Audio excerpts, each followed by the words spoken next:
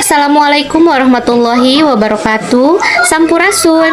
Perkenalkan saya Nursifa Fauzia, peserta Latsar CPNS golongan 2 Pusdikmin Lemdiklat Polri gelombang 3 tahun ajaran 2025. Di sini saya ingin berbagi pengalaman tentang substansi dan proses pembelajaran harian, baik saat pembelajaran sinkronus maupun asinkronus. Yang akan saya bahas pertama adalah pembelajaran sinkronus.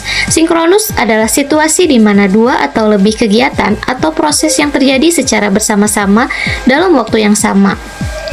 Dalam konteks pembelajaran atau komunikasi online, sinkronus sering digunakan untuk menggambarkan interaksi langsung antara peserta di mana mereka berkomunikasi atau berpartisipasi dalam waktu yang sama. Contohnya adalah sesi kelas virtual secara langsung di mana guru dan siswa berinteraksi secara real time melalui platform seperti Zoom atau Google Meet. Dalam situasi ini, peserta dapat saling bertanya, berdiskusi, atau berkolaborasi secara langsung tanpa ada keterlambatan waktu. Saat ini, saya melakukan pembelajaran sinkronus secara online. Pembelajaran model sinkronus secara online ini memiliki kelebihan dan kekurangan.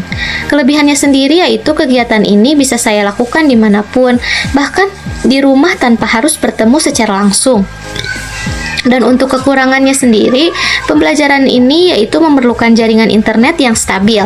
Bila tidak stabil, tentu akan menghambat pembelajaran, juga interaksi dari pengajar dan peserta. Kemudian, metode yang kedua yaitu pembelajaran asinkronus.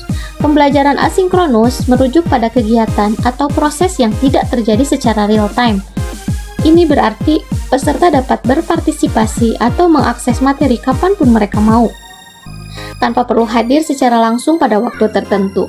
Contohnya adalah ketika siswa mengakses materi pembelajaran yang telah direkam sebelumnya, mengerjakan tugas, atau berinteraksi dalam forum diskusi online di mana mereka dapat meninggalkan pesan dan mendapatkan tanggapannya nanti. Dengan asinkronus, peserta memiliki fleksibilitas untuk belajar atau berkomunikasi sesuai dengan jadwal dan kebutuhan mereka sendiri. Artinya, pengajar memberikan materi yang bisa dijadikan referensi oleh peserta didik untuk belajar secara mandiri, namun tentu tetap dalam kontrol dan monitoring pengajar atau pembimbing. Contoh pembelajaran asinkronus adalah saat saya melakukan pembelajaran MOOC. Pengajar memberikan materi yang bisa diakses oleh peserta di laman Suwajar Lembaga Administrasi Negara. Materi yang diberikan tersebut bisa berupa file PDF, PPT, dan video.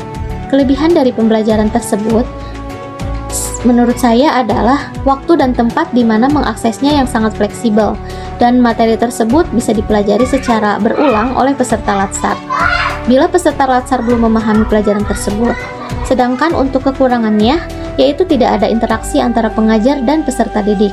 Tentu ini jadi penghambat bila peserta belum bisa memahami dan mengerti materi pembelajaran.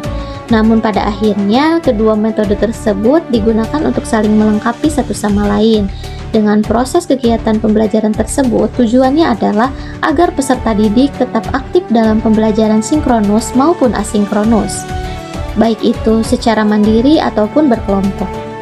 Terlepas dari metode tersebut, pendidik masih tetap memiliki peran dalam mengamati dan mengawasi serta mengontrol jalannya proses pembelajaran agar tujuan pembelajaran tetap tercapai.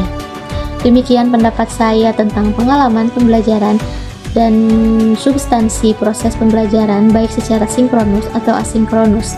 Terima kasih. Wassalamualaikum warahmatullahi wabarakatuh.